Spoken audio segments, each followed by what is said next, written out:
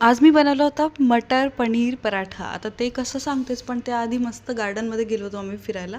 आणि बघा आता त्याचं कसं उलट्या साईडने चढणं आणि मस्त खाली उतरणं. आता हे बघून मला भीती वाटते, पण तो छान एन्जॉय करत होता. त्यानंतर स्वामींच्या मठामध्ये गेलो आणि आता दत्त जयंती जवळ येते म्हणून भरपूर असे प्रोग्राम्स होते. खूप छान छान वाटलं, म्हणजे तिथे कार्यक्रम आहेत.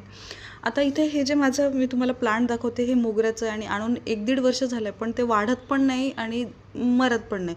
मग त्याच्यासाठी एक इलाज म्हणून आपण ना चहा पावडर टाकायची रोज. थोडंसं किडे वगैरे होतात, पण ते खत तयार होतं आणि ते छान वाढतात. चला आता मटर पनीरची तयारी करते.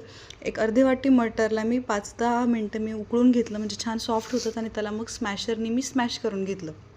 याच्याऐवजी तुम्ही मिक्सरमधून केलं तरी चालतं, पण स्मॅशरने एकदम असं फाईन पेस्ट होत नाही, मग ते खाताना मटर लागतं. पण जर मटर पुरी बनवत असाल तर तुम्ही फाईन पेस्ट केले तरी छान लागतं. आता याच्यामध्ये आवडीचे सगळे मसाले म्हणजे तिखट, मीठ, हळद, जिरे पावडर आणि सगळ्यात महत्त्वाचं म्हणजे चाट मसाला. आमच्याकडे चाट मसाल्यावर विशेष प्रेम आहे म्हणून मी जरा जास्तीच टाकते. तुम्हाला हवं तितकं तुम्ही टाका, पण खूप छान लागतो. आता घरात जेही वेजीज आहे ते मी टाकण्याचा नेहमी ट्राय करते, कारण त्या निमित्ताने तरी अविराजच्या पोटात जावं हा माझा एक इंटेन्शन असतो. आता त्यामुळेच मी याच्यामध्ये कॅरेट आणि पनीरसुद्धा टाकणार आहे. त्यामुळे कॅरेट छान ग्रेट करून घेतलं आहे आणि अशाच पद्धतीने आपण आता हिवाळ्यात छान छान भाज्या मिळतात, तर ते तुम्ही नक्की ट्राय करून बघा. कसं वाटतं मला कमेंटमध्ये नक्की सांगा. आता हे छान मिक्स करून घेतलं आहे आणि पनीर काही खूप टाकलं नाही. आता यामध्ये तुम्ही चीजही टाकू शकता, बऱ्याचशा गोष्टी आपण टाकू शकतो, काही म्हणजे मायनससुद्धा करू शकतो. ज्या ज्या घरात अवेलेबल आहे त्या नक्की टाका. छान आता मिक्स करून घेतलं आहे. काही अगदी ओलसर असं होत नाही, व्यवस्थित त्याचं सारण बनलं आहे. आता एक छान आपल्याला पोळीचा थोडंसं असं पातळ भिजवलेले कणकीचं जसं आपण पराठा बनवतो, आलू पराठा, त्याच हिशोबाने आपण हेही करायचं आहे.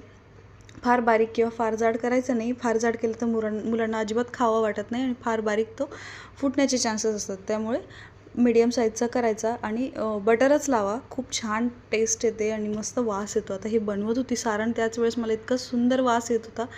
आता हे दोन्ही साईडनी शेकून घेते छान. थोडंसं ना क्रिस्पी होण्यासाठी गॅस बंद करून थोडा वेळ भाजणं झाल्यावर ठेवून द्यायचं. खूप छान क्रिस्पी होतं.